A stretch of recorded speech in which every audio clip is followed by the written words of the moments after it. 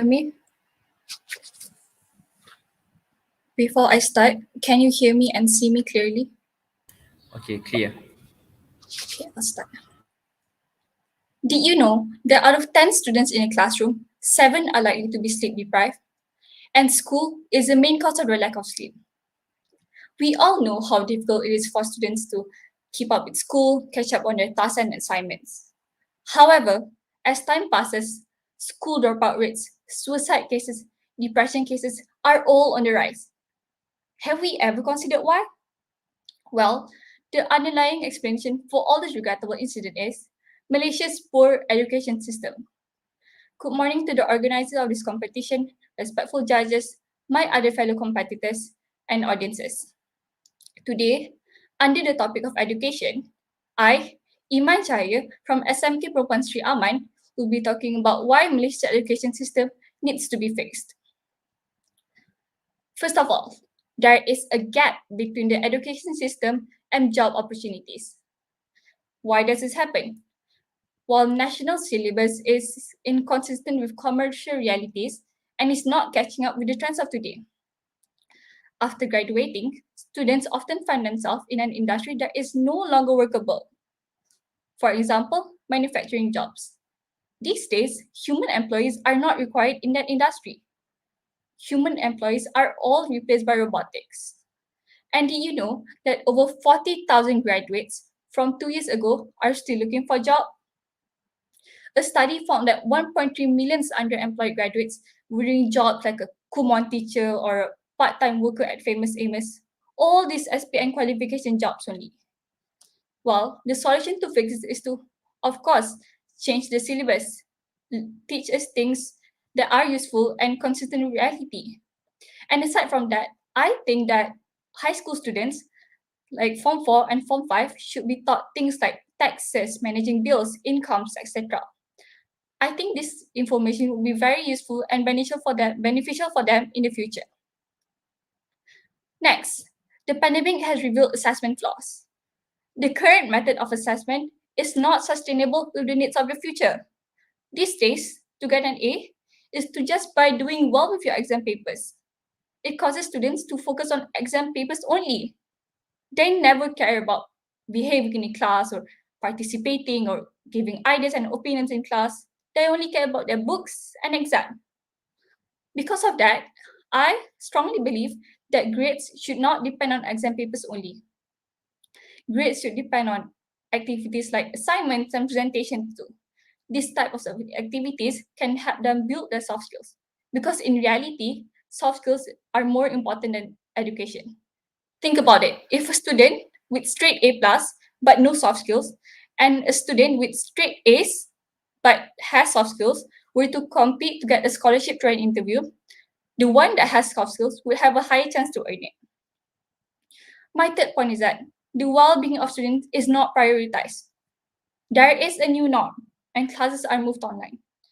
Some students can catch up, but some can't. They can't understand.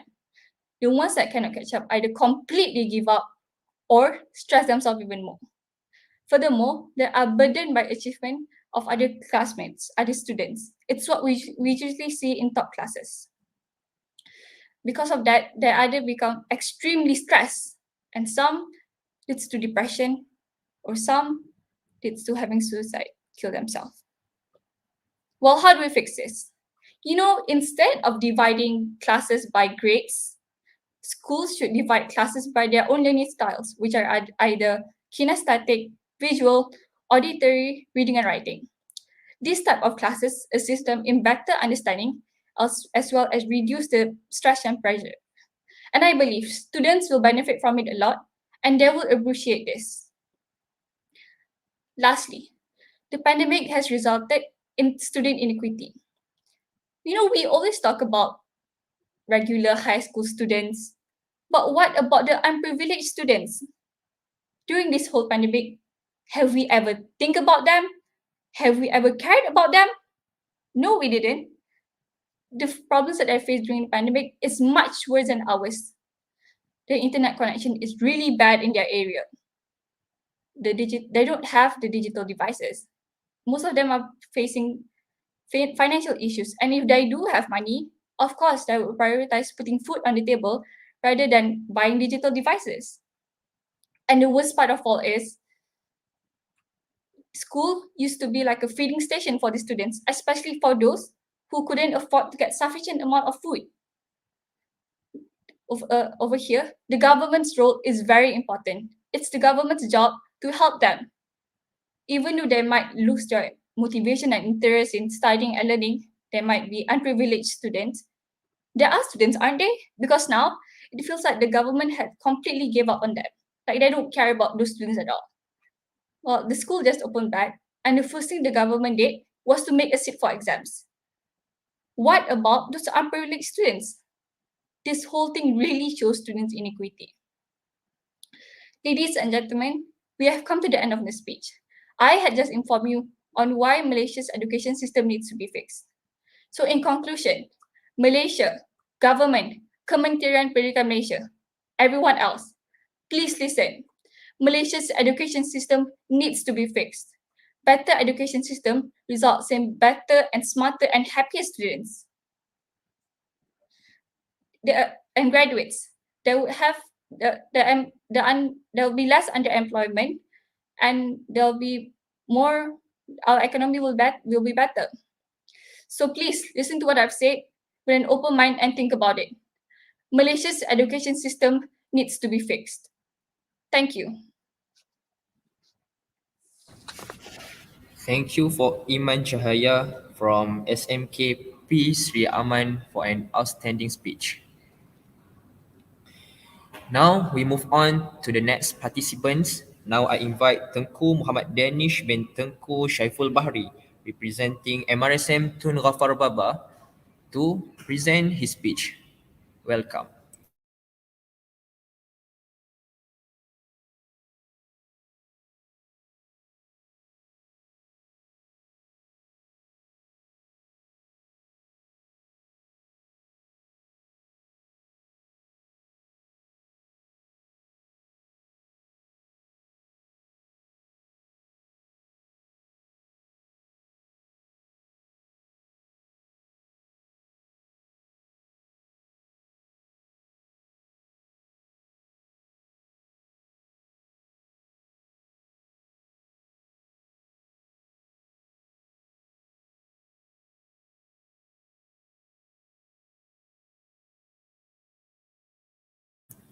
Once again, I invite Tengku Muhammad Danish bin Tengku Syaiful Bahari from MRSM Tun Ghaffar Baba to deliver his speech. Please be welcome.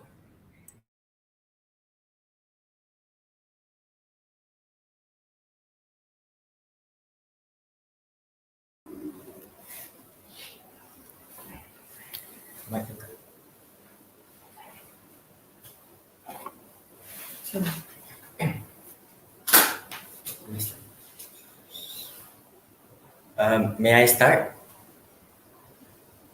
Yes. Okay. I'll start in 3, 2, 1. Colors of our country. It doesn't matter what color can be found on your skin. Why should we all discriminate each other? Even though we know for a fact that we are all the same on the inside. Even better, these colors are what makes an empty space a much more cheerful place. If you were given the choice between a bland, dull, plain old room and a cheerful, harmonious, soothing and calming bright room, which one would you prefer? Assalamu alaikum wa rahmatullahi wa barakatuh. And a very splendid day I bid towards the insightful and honorable adjudicators and the wonderful, well-mannered audiences. The Malays, Chinese, Indians, moreover, natives in Peninsular Malaysia, the Orang Asli, which are generally divided into 3 major groups, namely the Negrito, Sonoy, and Proto-Malay. Sabah's population, whom consists of 32 ethnic groups, where the Karazan Dusun acts as the major ethnic. Meanwhile, Sarawak's population, whom consists of 27 ethnic groups, where the major ethnic group is dominated by the Ibans. And the list goes on. If I were to ramble on and on about this country's wonderful biodiversity, I think it would take me days, weeks, and if I may break the fourth wall a little, several live streams. But you got the gist of it, right? About the intriguing yet fascinating colors of our country, which makes our country what it is. Unique, harmonious, united. Name all the positive adjectives in the dictionary, and it will still not be enough to simply even cover my gratefulness to our country's vast family. I'm here to discuss a rather infamous critical matter in which I believe all the viewers who are currently watching have a basic knowledge of. Racism. There are no excuses for racism. Racism takes many forms and can happen in many places. It includes prejudice, discrimination, or hatred directed at someone because of their color, ethnicity, or national origin. People often associate racism with acts of abuse or harassment. However, it doesn't need to involve violent or intimidating behavior. Take racial name-calling or jokes, or consider situations where people may be excluded from groups or activities because of where they come from. Racism can be revealed through people's actions as well as their attitudes. It can also be reflected in systems or institutions, but sometimes it may not be revealed at all. Not all racism is obvious. For example, someone may look through a list of job applicants and decide not to interview people with certain surnames. Racism is more than just words, beliefs, and actions. It includes all the barriers that prevent people from enjoying dignity and equality because of their race. For how long shall we tolerate this shameful and disgraceful act which supports inequality and also engraves the idea of racism being a normalized issue in the minds of our young generation? If this were to happen, then there is no doubt that all hope is lost, and we will forever eradicate the word unity from the God's green world. Because the future generation is our only hope for a new dawn in this God-forsaken world. They are our last resort for a redo or reset in the acts of humanity, which brings forth a new meaning. If their pure intellectual minds were to be polluted by the filth of racism, only two outcomes will be possible. And trust me, both will bring more harm. First of all, racism will cease to decrease due to the failure of these young people to understand the fact that racism is categorized as a major problem, creating a new paradox in which their beliefs will be twisted and racism will never find its own cure.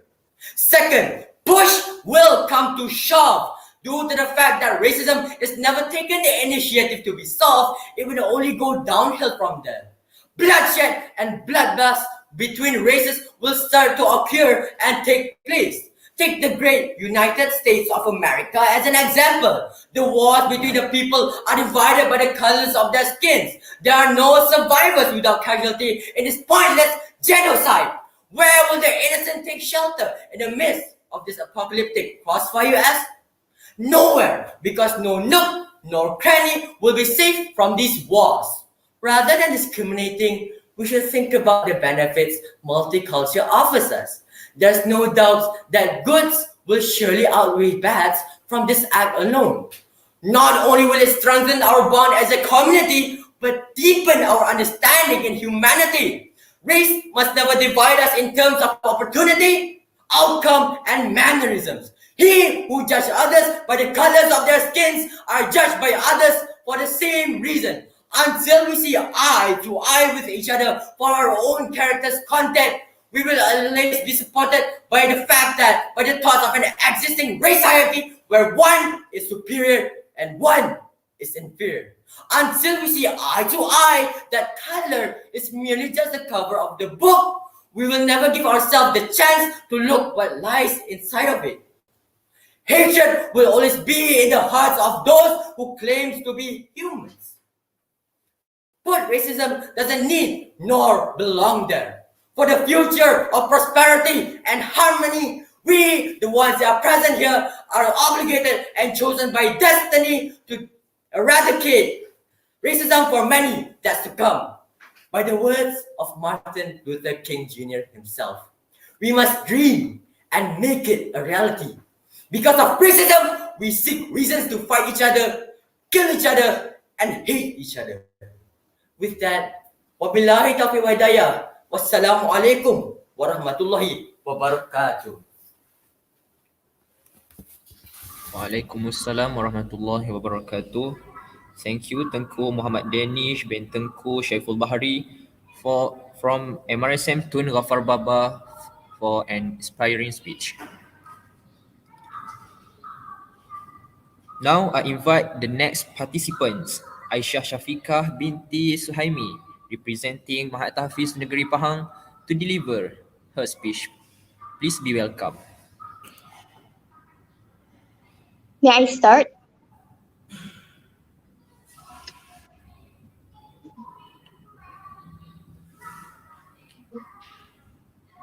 Alright, you missed that now. Okay.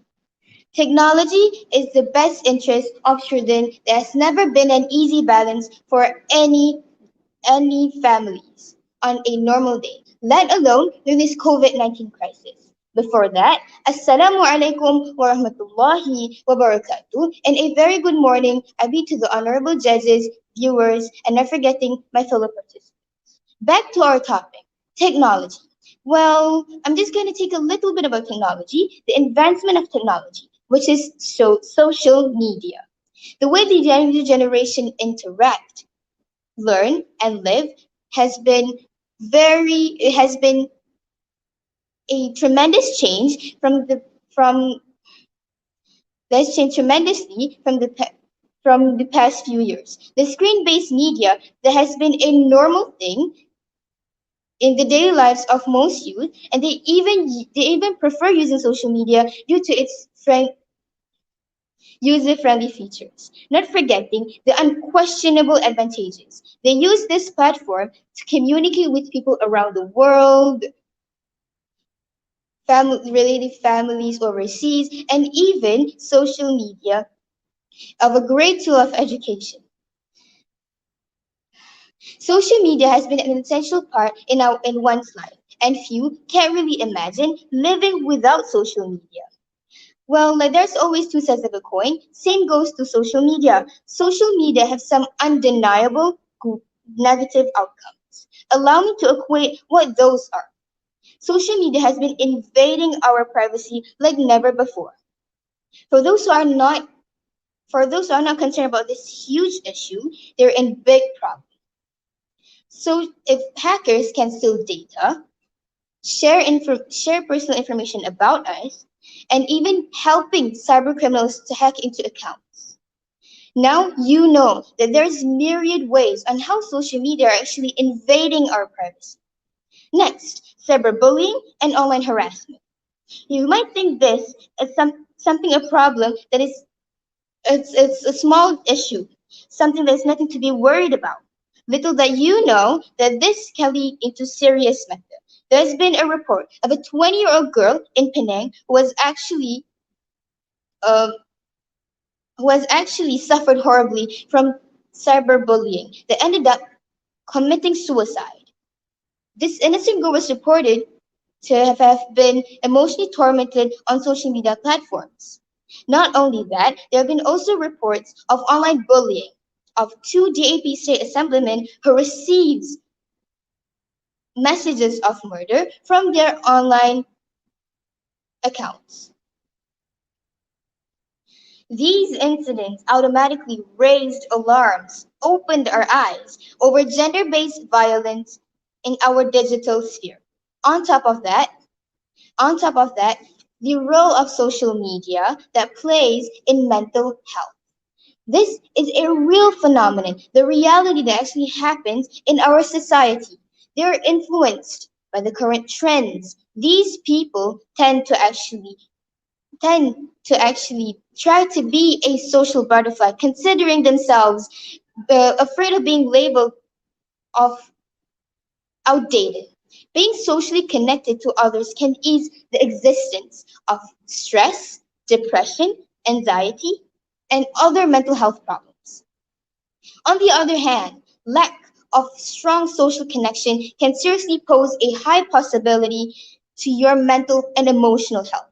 This FOMO issue can actually leave yourself picking up your phone every few minutes to check for any updates, any notifications, even if you're risking yourself skipping meals while driving, or even prioritizing social media over reality. Besides, being alone. Most people experience loneliness at some points in life, while others are afraid of being alone. Do you know that there is a study regarding this issue at University of Pennsylvania, and the study found out that social media platforms such as Snapchat, Facebook, Instagram increases rather than decreases the feeling of loneliness. The study proves that reducing social media usage can actually make yourself feel less lonely and less isolated. Indirectly, it improves our social skills, our social skills overall. Humans must have a face-to-face interaction to be mentally healthy. By this method, we can share and confront our problems to the one who cares us the most. The more we use social media and prefer the usage of it, the higher risk in developing mood disorders such as the anxiety and depression. Last but not least, inadequacy about life and appearance. Bill Murray, an American Canadian veteran, once said that social media is training us to compare ourselves instead of appreciating everything we are. No wonder why people are always depressed. Looking at what he said, they don't realize the fact that they're actually comparing themselves to Photoshop front cover magazines that are not even original and editable. Subsequently, the imperfections are actually made us beautiful. Due to the social media dilemma, it formed insecurities in our precious soul. Despite that, we should be confident about ourselves and seeing positive sides about us rather than seeing the negative sides about us. How to do that? Let me brief you on how you can do that. First, go to a calm and quiet place. Go to a calm and quiet place, holding a mirror, a sizable mirror. Well, as long as you can see your beautiful face, that will be perfect. Second, put yourself in a position where you feel empowered. And here comes the crucial part of it. Praise yourself as much as you can. See, as simple as that. Try this method and feel the difference. Remember, confidence is like a muscle. It gets stronger the more you use it. Well, I believe that's all from me. Thank you for lending me your ears. Wabillahi taufiq wal hidayah. Wassalamu alaikum warahmatullahi wabarakatuh. Waalaikumsalam warahmatullahi wabarakatuh. Thank you, I bid to Aisyah Shafiqah binti Suhaimi from MTMP for her speech. Now we move on to the next participant, the fifth participant today. I invite Aiman Mujaddid bin Muhammad Zaki from College Islam Sultan Azlan Shah Kelang to deliver his speech. Please be welcome.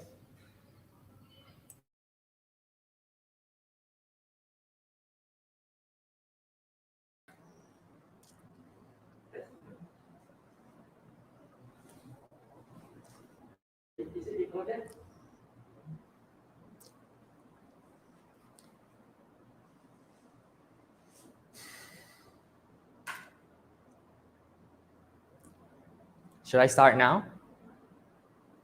Okay, you may start now. Okay, thank you very much. Under the Child's Rights Coalition, it states that every single child has the right to access safe and quality education. However, students born with ASD, students on the spectrum, aren't entitled to the so-called safe and quality education. and I want to change that. Assalamu alaikum wa rahmatullahi wa barakatuh. My name is Aiman Mujaddid bin Muhammad Zaki from College Islam Sultan Alam Shah. I stand before you to bring justice to the people on the spectrum. Fun fact, my dear audience, according to CDC, the Center of Disease Control, 1 in 68 children are born with ASD, which would mean approximately 9,000 children are born with ASD every single year.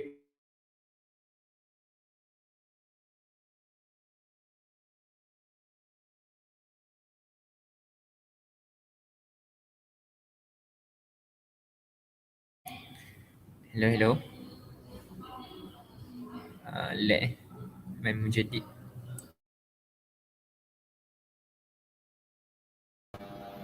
Semua lag kan? Bukan saya kan? Bukan. Memang dia je.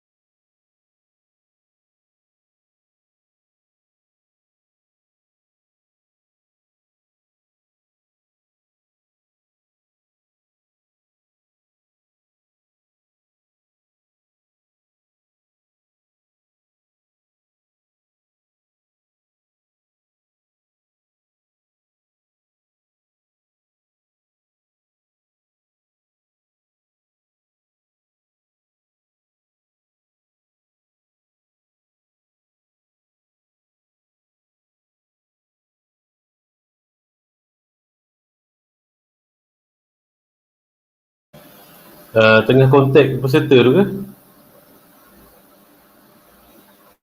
Abang Adam tengah kontak peserta. Kalau macam tu kita gilirkan dia semua ke giliran lain, boleh panggil peserta seterusnya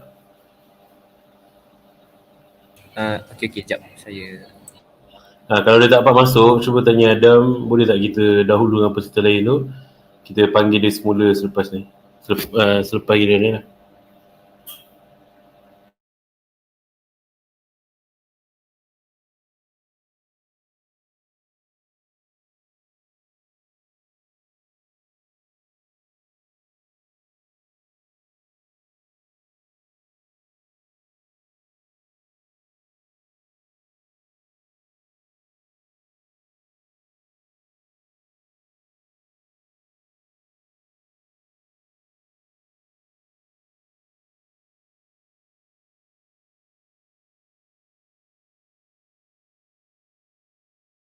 Encik Azri, Abang Adam cakap sebab next participant pun daripada sekolah yang sama, dia orang pun guna device yang sama. Cuma tu problem sikit. Sekejap Okay, no problem. Kalau dua-dua peserta kisah ada trouble line ni, skip lagilah ke siapa yang seterusnya tu nanti.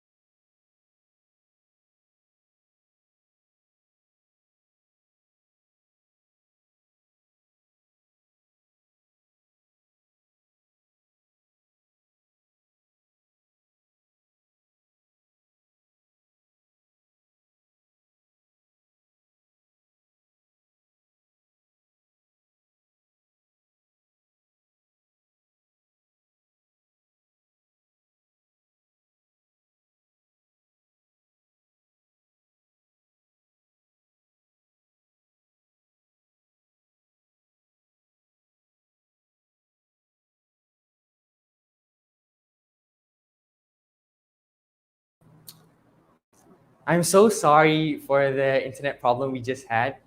Can I start from the start? May I start again? Yes, you need to start from the From the start. beginning. Thank you so much. Under the Child's Rights Coalition, it states that every single child has the right to access safe and quality education. However, students born with ASD, students on the spectrum, aren't entitled to this so-called safe and quality education. And I want to change that. Assalamu alaikum wa rahmatullahi wa barakatuh. My name is Aiman Mujaddid bin Muhammad Zaki from College Islam Sultan Alam Shah. I stand before you to bring justice to the people on the spectrum. Fun fact, my dear audience, according to CDC, the Center of Disease Control, 1 in 68 children are born with ASD, which means approximately 9,000 children are born with ASD every single year in Malaysia. Based on that, we can all agree that there's a lot of students on the spectrum here in Malaysia. They live in Malaysia, they study in Malaysia, and they have to cope with the same education system in Malaysia. Ladies and gentlemen, don't you think that they too deserve safe and quality education? Before I go in depth, ASD stands for Autism Spectrum Disorder.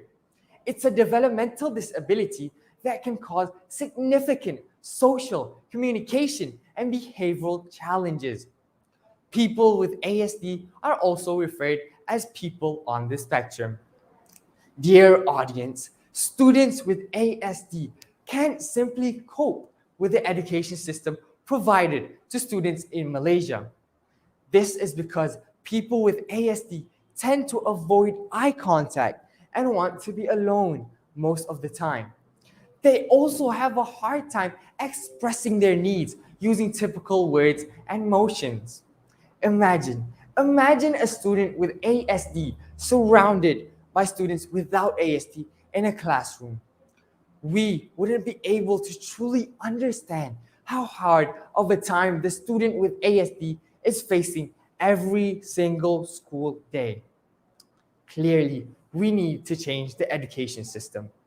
Ladies and gentlemen, we need to bring justice to the spectrum through education. But how can we do that? How? Well, the government needs to build specialized schools or centers specifically for students with disabilities like ASD. Some of you might be asking, why is it so important that we build education centers just for them? Well, the answer will be similar to the question of why is school important? It's so that the students gain knowledge and become a useful member of society. Ladies and gentlemen, students with ASD can't really learn in a classroom filled with students that don't have ASD. Some might suggest homeschooling to solve this particular problem, but I think we can all agree that homeschooling will forever burn our pockets. Specialized schools or centers have to be built to overcome the lack of specialized classes for students with ASD. Honestly, it's sad that only a few schools have these specialized classes, but it's even sadder to know that these classes aren't equipped with the teachers that are educated enough on ASD students and how their learning process carries on. Look, I understand that teaching is a hard job, but teaching a student or students with ASD is an even harder job. That brings me to my second point on bringing justice to the spectrum. Students with ASD need to be equipped with highly educated teachers. This is so the teacher is able to truly educate the students. The teacher must be able to cope with providing special needs to students with ASD. Let me ask you this question. Do you have a favorite teacher? A teacher you like the most? Well, students with ASD have one too. Their favorite teacher will be the teacher that doesn't only act as a teacher when educating them, but also as a friend when needed. We all have that one teacher that we don't quite like. Or is that just me? My point is, the bond between students and teachers is really important because it can affect the way students view knowledge. For example, an ASD student doesn't like history, but because he has a fun teacher that understands truly him as an individual, trust me, he'll definitely be looking forward to his next history class. Ladies and gentlemen, did you know that Albert Einstein had ASD, the famous scientist? This made me truly believe that there are talented people on the spectrum, but because of the lacking in the education system, those talents remain hidden. Beloved audience, I would love it if you could join me in this journey of bringing justice to the people on the spectrum through education, of course. I believe that together we can make a difference and bring joy to the people with ASD. Sister Mary Rose McGeddy once said, and I quote, "There is no greater joy nor greater reward than to make a fundamental difference in someone's life."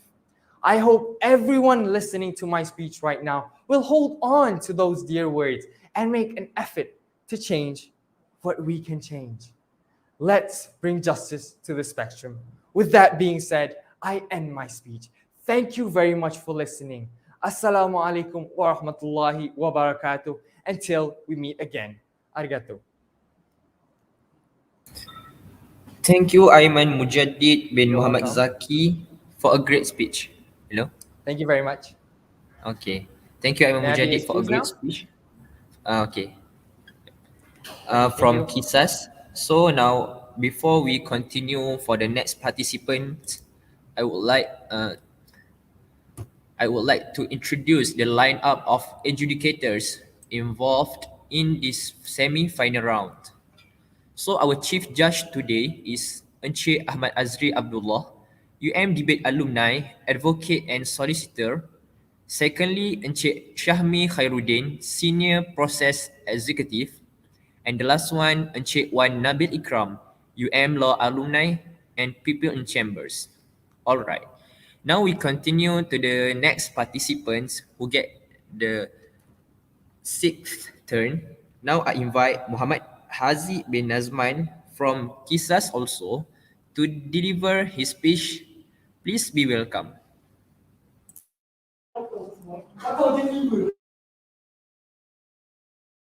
May I start? Okay, you can start now.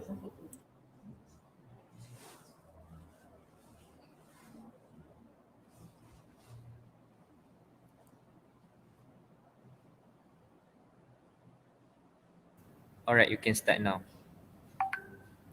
I'm not a soldier who can fight the conflicts between countries.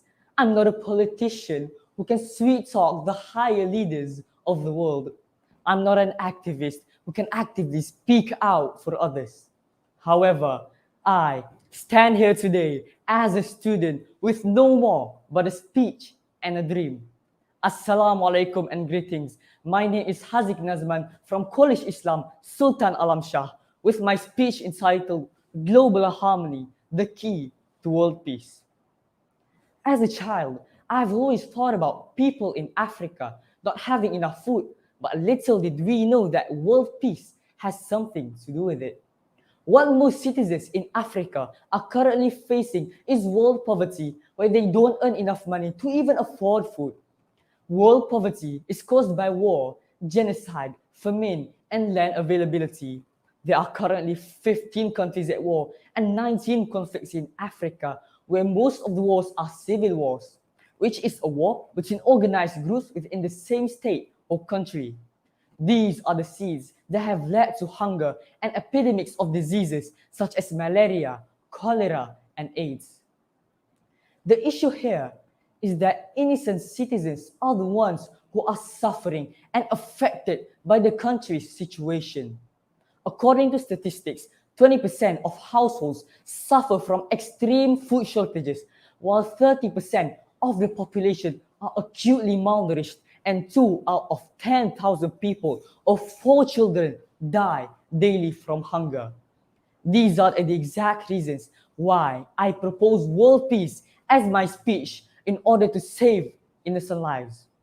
Ladies and gentlemen, it isn't enough to talk about peace. One must believe in it. And it is enough to believe in it. One must work at it. Those were the famous words of Eleanor Roosevelt, an American political figure. There's always been conflicts between countries since ancient times until now. For example, India and Pakistan are currently facing a war over Kashmir, a disputed land, which has led to many war crimes, economical breakdowns, and death toll rising. Other examples include the economical war between China and the United States. Former President of the United States, Donald Trump, has the goal of forcing China to make changes to its alleged unfair trade. He wanted to reduce the trading affairs with China by restricting Chinese imports.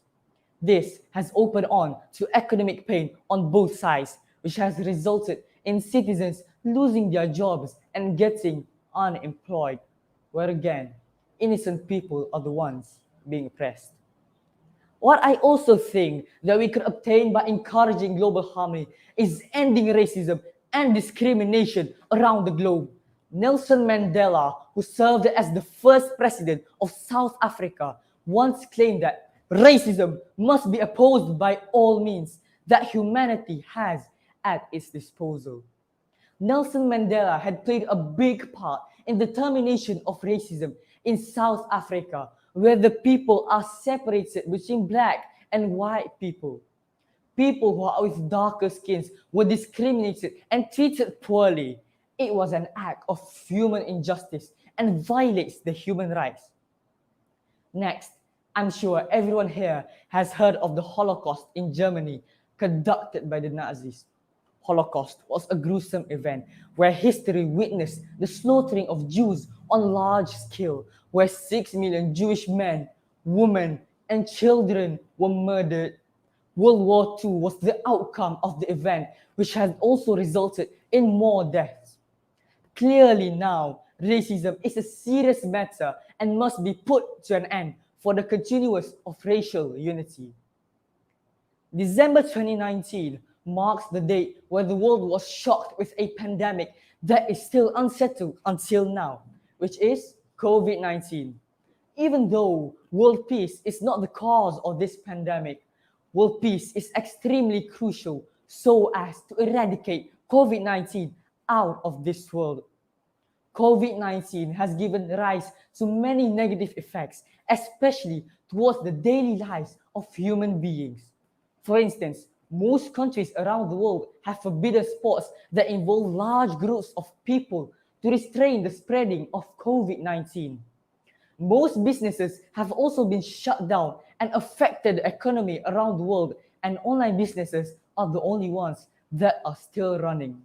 The closure of businesses during COVID-19 have also led to citizens losing their source of incomes and triggered mental health problems among them.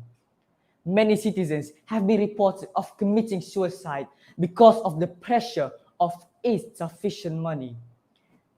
This is a sign for the world to rise up and work together in the name of world peace to get rid of this pandemic once and for all.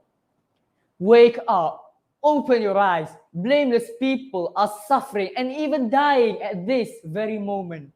Wouldn't you want a world without violence?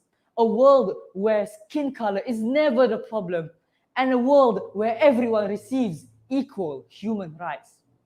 Think again. World peace may still be a long journey in terms of accomplishment, but it doesn't mean that it can't be achieved.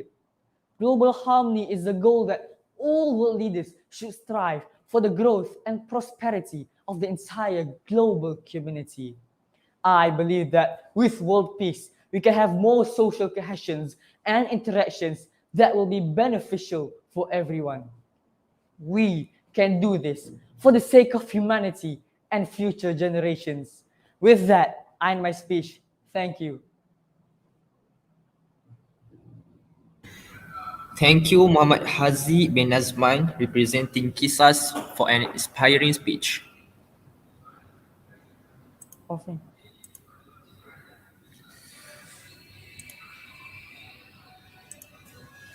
Okay, now we move on to the next participants. I invite Muhammad Faris Nu'man bin Muhammad Fahmi from Mahat Tahfiz Negeri Pahang to deliver his speech. Please be welcome. Hello, is my voice clear enough? Clear.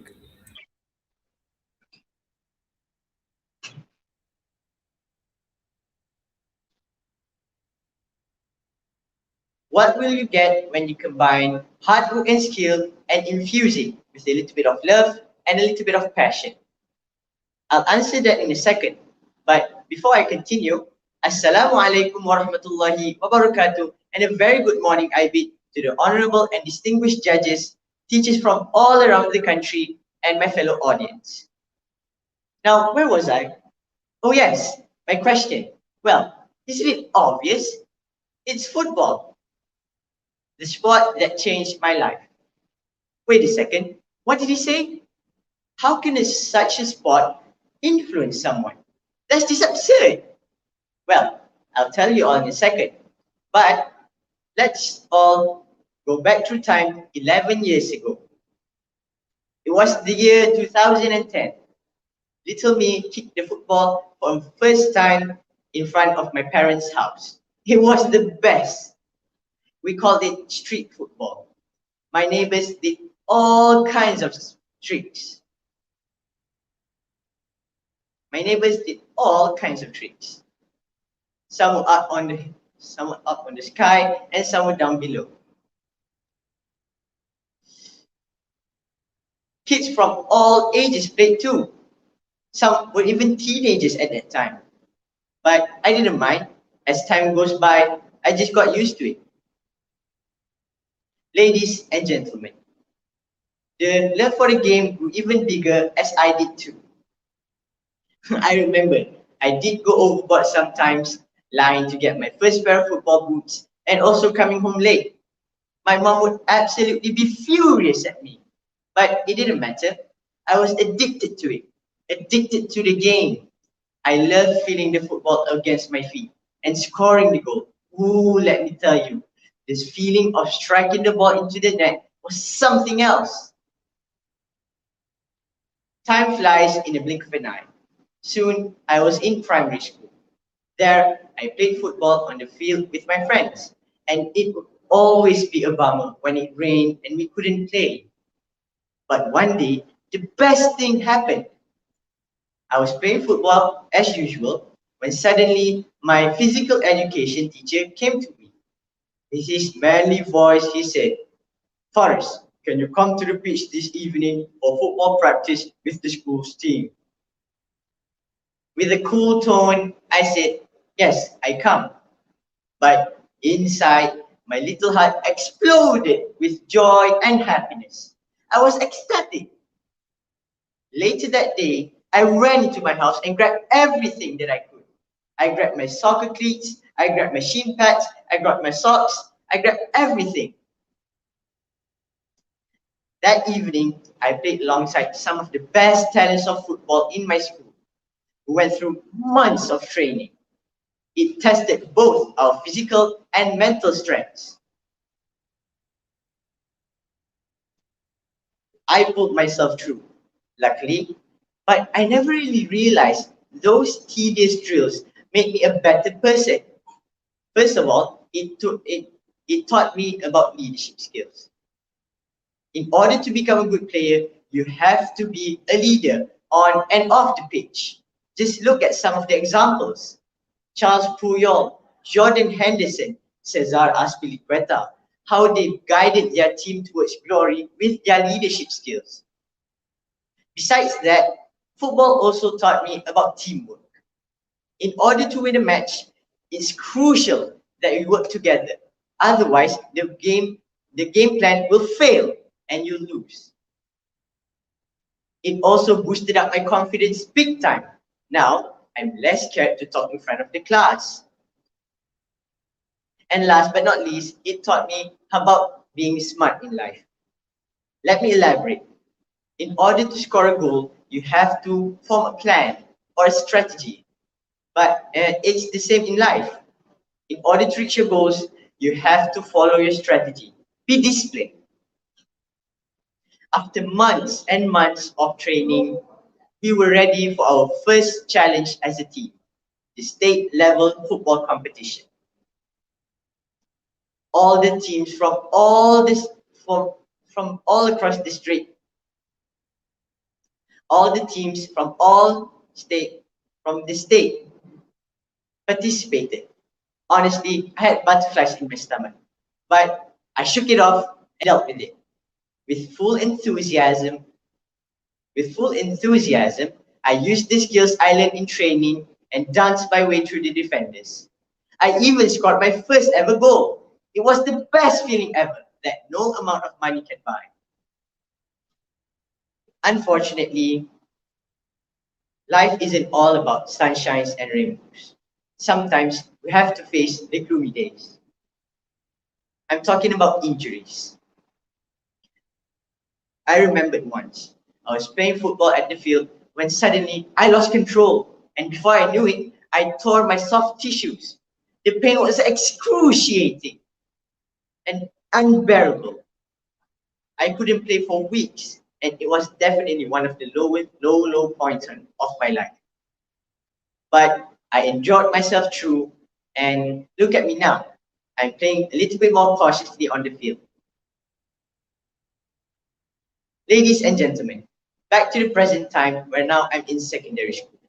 I'm still practicing new skills to improve my performance. I always analyze how world-class players like Cristiano Ronaldo and Lionel Messi play in order to improve my performance. And I also implement them in my football matches. Always be proud, but never be satisfied. That's another important lesson I learned through football. I could go on for days talking about this topic. Believe me, I've done it.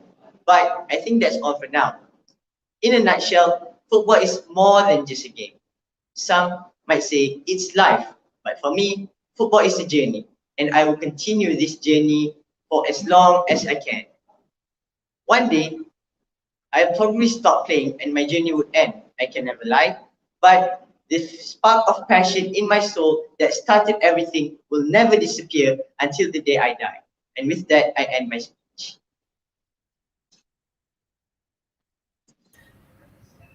Thank you to Muhammad Faris Luqman bin Muhammad Fahmi from MTMP for an eloquent speech.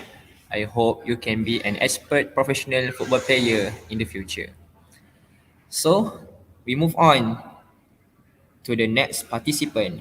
I invite Wi'amul Adenin binti Izwadi Sham, also from MTMP, to deliver her speech. Please be welcome.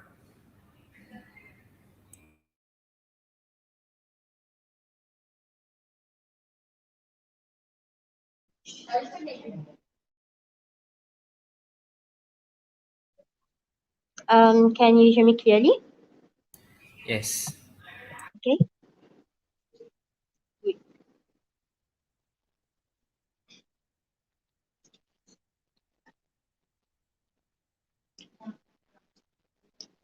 Recently, I read a blog of some interesting stories on the internet.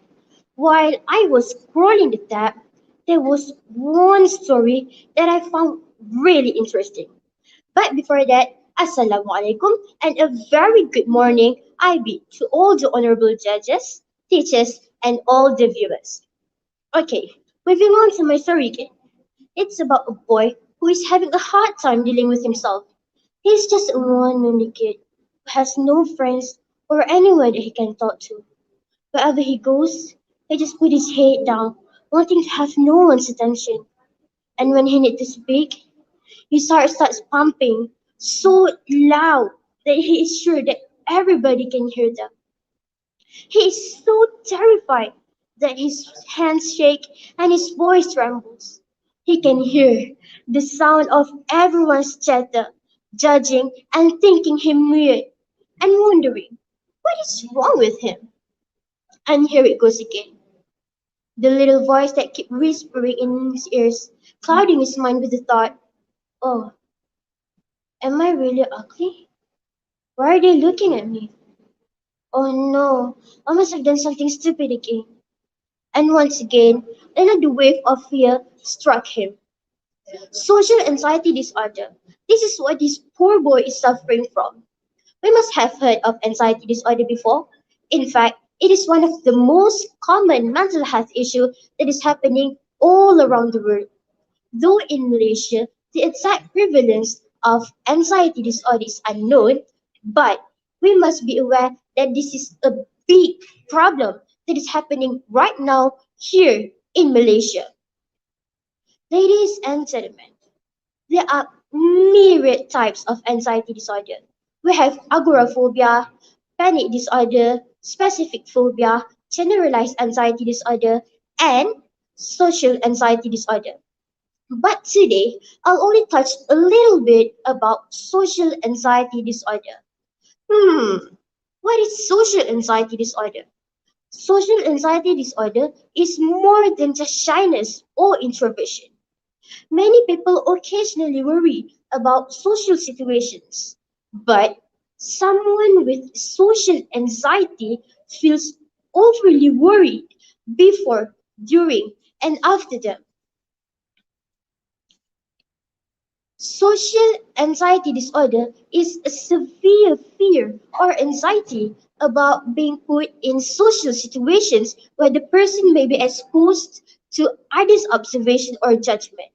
This includes fear of social interactions like meeting new people, being observed, or talking to the public. The person is afraid that he or she might act in a way that will be negatively judged or accidentally offend other people or being rejected. As I mentioned before, there are a lot of people who risk or get nervous when they are in social situations. For example, like doing a public speaking. Therefore, how do we differentiate between everyday nervousness and social anxiety disorder? Well, social anxiety disorder includes fear, anxiety, and avoidance that interfere with relationships, daily routines, work, school, and other activities. The signs and symptoms can be constant worry about embarrassing or humiliating yourself, fear that others will notice that you are anxious, or fear of physical symptoms that may cause you embarrassment, such as blushing, sweating, or trembling, or having a shaky voice. Other than that, you can get other physical symptoms like muscle tension, feeling like your mind has gone blank, and upset stomach or nausea. Apart from that, avoiding common social situations is an everyday occasion for them. Using a public restroom, eating in front of others, dating, or making eye contact, and attending parties or social gatherings are a big no for them. So, ladies and gentlemen, what are the causes of this mental health issue? First, it could be an inherited trait that run in the family. However, it is still not clear on how much this may be due to genetics or is it a learned behavior. Other than that, the brain structure. In the brain, there's a structure called amygdala.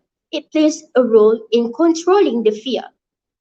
Overactive amygdala may cause a heightened fear response that increases anxiety in social situations. Last but not least is the environment. Social anxiety disorder may be a learned behavior. The person may develop the anxiety after being in unpleasant or bad social situations in the public, and from this, mental health issue can occur. Social anxiety disorder surely can cause harm, though this is not an untreatable mental health issue, but it can cause a lot of complications if left untreated. Poor social skills, low self esteem, constant negative self talk, Isolations and difficult social relationships are those effects, and the list is actually going on more.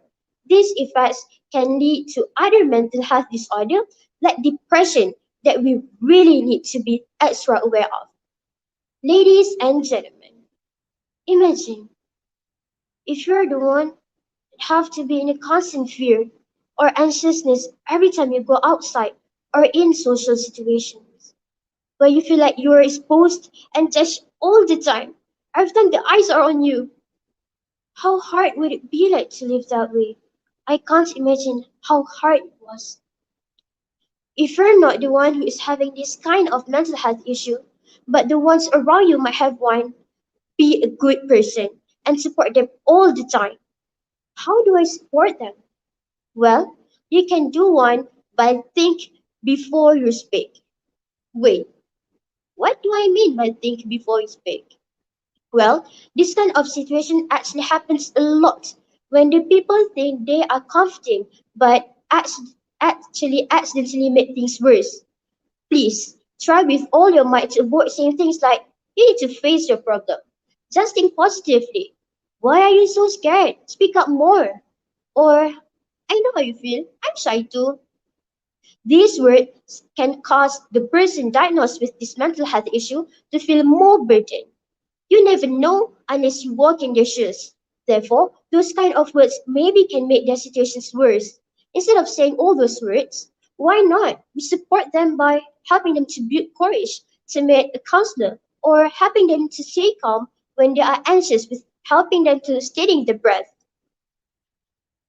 I have come to my conclusion, ladies and gentlemen. Social anxiety disorder is no joking thing. It's a serious matter that needs to be taken care of seriously. Therefore, we need to have more knowledge about this anxiety disorder so that we can help ourselves or other people with this kind of mental health issue. I believe that is all from me. Thank you and have a nice day. Thank you, Yamul Adnin, for a very good speech under the topic of mental health issue, which I think become a very significant issue nowadays. So, without further ado, I invite the next participant, Nur Ain Aliyah binti Muhammad Khairil from SBPI Rawang to deliver her speech. With all due respect, will be wel- please be welcome.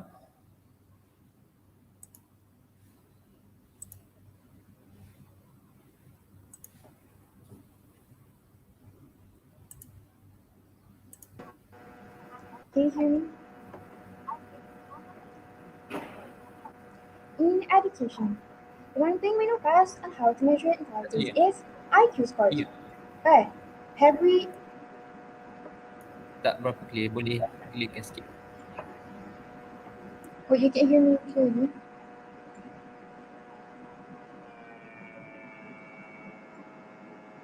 Can you hear me now? Okay, better. Boleh teruskan. Boleh mula semula. In education, the one thing we know best on how to measure intelligence is IQ scores.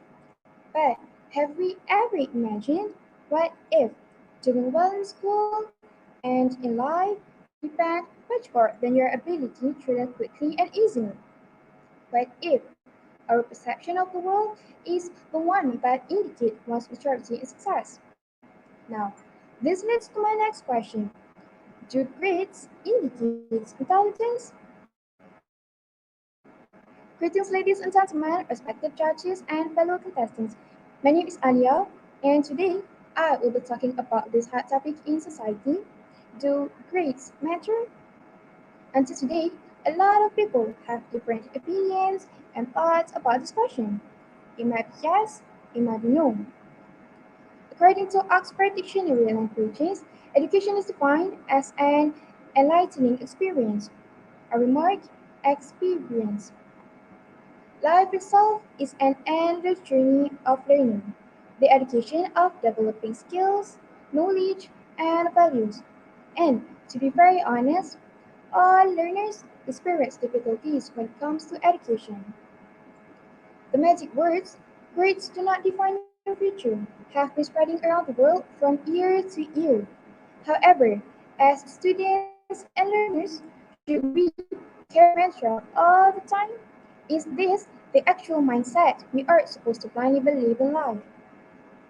As the technology keeps evolving around us, it will be a shame if somebody does not know the importance of grades are nowadays. Everyone knows what it means. It is pretty easy to understand that receiving an A is an excel and F is a loss. As simple as that. It is easier for society to understand the concept and for students to spot their weaknesses. It will be a lie if people say that they do not want to excel well in school, college, or university. Nobody wants to be known as the student with bad grades on the exam papers.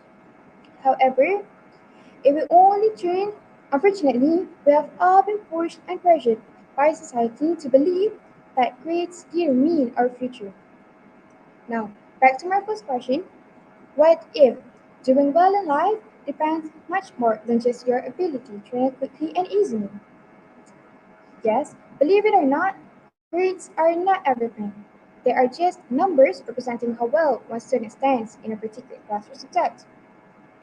However, it will only turn into a heavy burden when the student is not willing to put an effort in order to achieve better grades and results, as most of the institutions require excellent academic performance. There's no doubt that good grades are very impressive, and students with good grades tend to show or present themselves better, besides gaining more attention and opportunities. Furthermore, smart students are known as the responsible ones and have good time management skills. On the other hand, being good at academics is a skill set. Yes, there might be flaws in this grading system, but to pretend that nothing is a trouble choice that a person can make. Being highly intelligent is simply not enough to magically result in high grades, and having an average intelligence does not really get a person to be a failure forever. However, it would be the best if we think that grades measure our effort. Grades measure how much we try. The higher the mark, the higher effort we have put in. And if the lower the mark we get, sure, there are still losses in hard work and perseverance. So the grades indicates that to an article written in 19 by Ashley Sutherland stressed that even Einstein had bad grades. Rather than that, David Thomas University there are varying theories about intelligence. One of them is the entity theory of which is passed throughout someone's life. That's the incremental theory of intelligence. It means that intelligence is malleable and can grow if you use the right strategies and techniques, Thomas claimed. The author also stated that while there are varying theories on what intelligence is and whether it can improve, knowledge can still be gained throughout life. This principle should be the focus of education, not a person's grades. I keep my mother's words dear to my heart when she reminded me. And in the end, it's all about attitude. Grades never define your future, your character does. Everyone wants to be successful, but little did we know that failure never means you're done. Bad grades are not the definition that you're a bad kid. It's just a lack of success which enables us to grow and keep trying. Let's take Bill Gates as example, a famous to into degree, but now turned into a super successful and rich billionaire of the Microsoft company. Learners should remember that that they don't need to get straight A's in order to achieve success. Grades are not the mark of every shiny quality a person has. However, they do matter. Colleagues look at grades. Scholarship organizations look at grades. And even employers look at grades too. Everyone is capable of improving. It just takes time and patience. Remember, nobody should beat themselves up upon bad grades, as long as they continue to try and invest in their effort. So, ladies and gentlemen, let me end my speech with a quote by William Gisbini. All students can learn and succeed, but not in the same way and not in the same day. Thank you so much for lending me your ears today. Have a very nice day.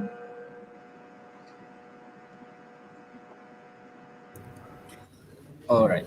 Thank you Nur Ain Alia from SBPI Rawang for an incredible speech. Now, we move on for our last participant today. I invite Nurul Izzati binti Zamri from SBPI Tun Abdul Razak to deliver her speech. Please be welcome.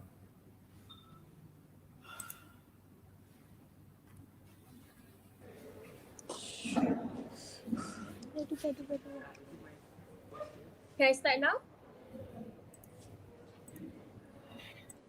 Okay, you may start now. Patriotism consists not in waving the flag, but in striving that our country should be righteous as well as strong, no matter what our backgrounds are.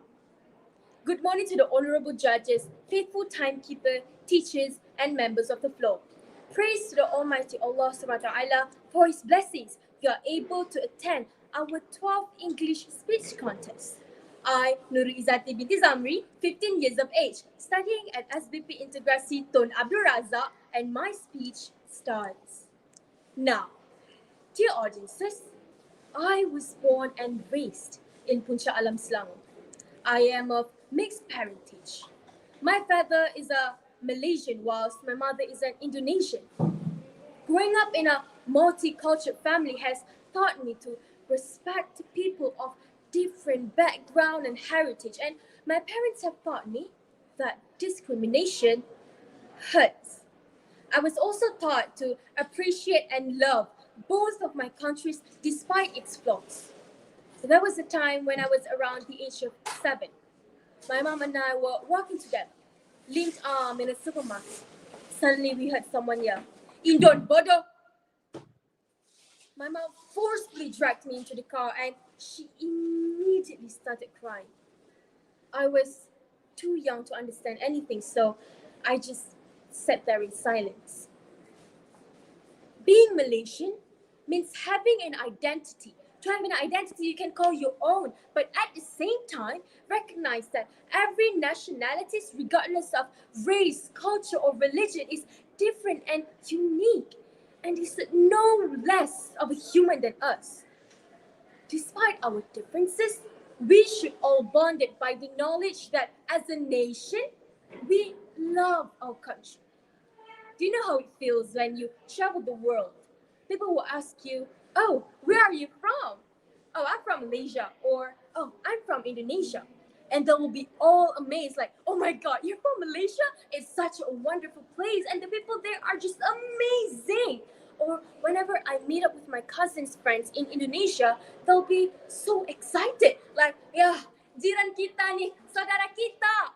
I mean, people in other parts of the world are beginning to recognize that Malaysia is a growing country and they have positive things to say about it. Therefore, I am proud to be part of this nation. To be Malaysian also means having freedom, knowing that we have the freedom to grow and pursue our dreams. We live in a country that supports growth and knowledge, and we can do so much with the support of the government and the people around us. I feel proud to be the daughter of Malaysia, as Malaysia has people of various races and religions. Although various races and religions, Malaysians live in peace and harmony. In addition, Malaysia is a country that is unique because people have varied and interesting customs. When it's the festive season, Malaysians and so do Indonesians will jointly celebrate without knowing race and religion. Another fact that I'm proud of to be Malaysian is our country is not affected by huge disaster such as volcanoes, earthquakes, and typhoons in which other country face. In Malaysia, we are safe and live in peace without losing much of our properties due to this disaster compared to other countries. Dear audiences, however, Malaysia also respects the people's custom, people and religion respectively. Malaysia also has leaders who are competent and are high in patriotism, such as our Prime Minister, the Most Honourable Dato Sri Ismail Sabri Yaakob, that we are really proud of, and to lead the country of Malaysia and show not practice favoritism. I would also like to thank the Prime Minister as he has been developing and maintaining the security of this country. The country is fortunate that there had been no war, ethnic division, and major riots that occurred unlike other countries. Therefore, we should thank all of the fighters who sacrificed life for the peace of this country. To come to an end, the sun is setting and the day is drawing to close. I once again say that I am proud to be a child of a mixed parentage and especially to be a Malaysian because our country has been independent from British colonies since the year of 1957, achieving 64 years of independence. Living in Malaysia is very fortunate as it is very secure and prosperous, a fair and equitable Prime Minister. With that, I urge the people of Malaysia to have a high spirit of patriotism buried in everyone's heart. Finally, and most importantly, I hope this country will grow economically and give peace to the people of Malaysia. Peace, love to all Malaysians and Indonesians. Thank you very much.